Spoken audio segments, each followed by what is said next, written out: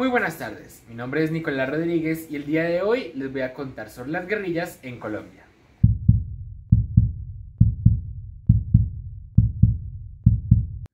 A principios de la década de 1960 comenzó un periodo denominado como del conflicto armado, el cual se caracterizó por la lucha insurreccional de grupos guerrilleros.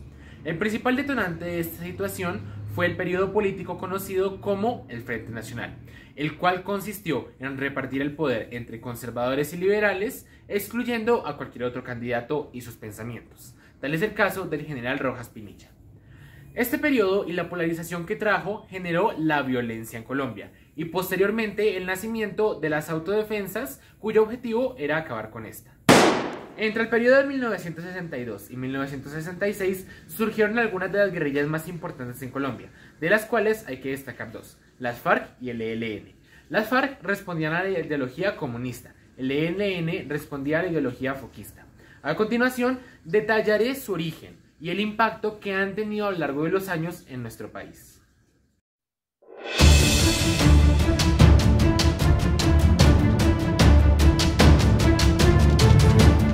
El principio de la década de 1960 estuvo marcado por el Frente Nacional y la violencia.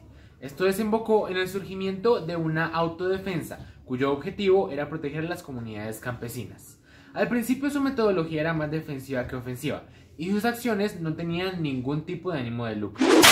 En 1964, este pequeño grupo se convirtió en una guerrilla móvil. Sin embargo, al convertirse en esto, fue fuertemente acosada por los políticos derechistas del Frente Nacional. Adicionalmente, fue víctima de un amplio operativo militar conocido como el Plan Lazo. En 1966, esta pequeña guerrilla móvil se consolidó bajo el nombre de las FARC y fue tomada bajo el manto del Partido Comunista.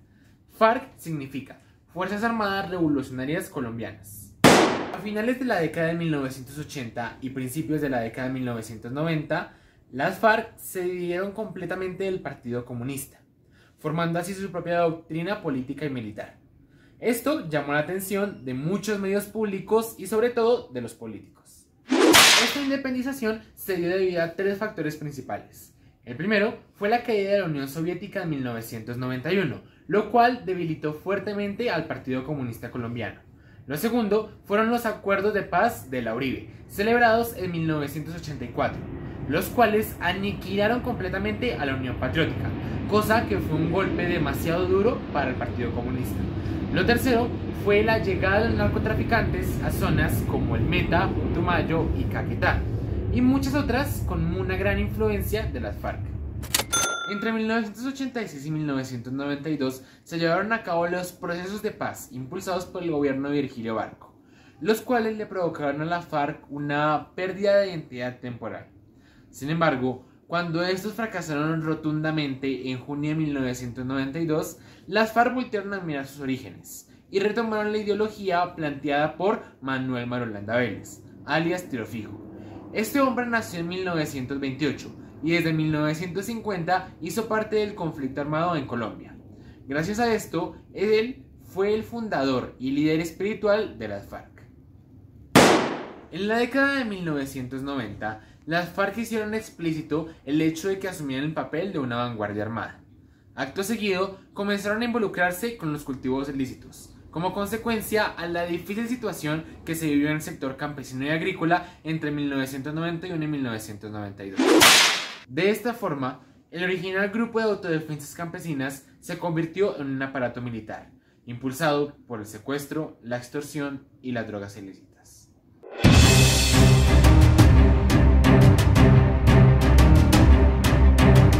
El foquismo es una ideología creada por el Che Guevara, la cual consiste en que varios grupos pequeños de guerrilleros se establezcan en puntos específicos de un país para que, por medio de combates pequeños, emboscadas y golpes sorpresa, generen una insurgencia hacia el gobierno constituido.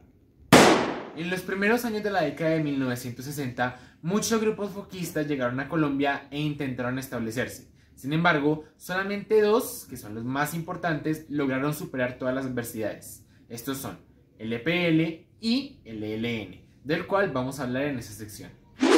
Esta guerrilla comenzó haciendo tareas de adoctrinamiento y propaganda local. y con el tiempo fue haciendo parte de operaciones militares mucho mayores. Sin embargo, para poder entender a fondo la historia del ELN hay que dividirla en 3 periodos. El primer periodo va desde 1962 hasta 1964. Y en este, la Revolución Cubana impulsó a distintos grupos de jóvenes universitarios pertenecientes a milicias a que denunciaran las formas de actuar del Partido Comunista. Sin embargo, no fue hasta después de los comicios de 1962 en los que esos apoyaban a Alfonso López Miquelsen que un pequeño subgrupo del JMRL se dividió para así formar el ELN, lo cual quiere decir Ejército de Liberación Nacional. El segundo periodo va de 1965 a 1973, y en este, el 7 de enero de 1965, el comandante Barbarroja, el cual era el encargado cubano de insurrecciones latinoamericanas, dio un golpe de estado al casco urbano de Simacota. Posteriormente a eso se trató de hacer una organización logística al interior del ELN, la cual iba a estar respaldada por el apoyo del sacerdote Camilo Torres. Sin embargo, después del asesinato de este y de la operación Anorí contra el ELN, este grupo guerrillero estuvo al borde de la extinción. El tercer periodo va de 1974 a 1985. En este, el ELN estaba desorganizado y en crisis.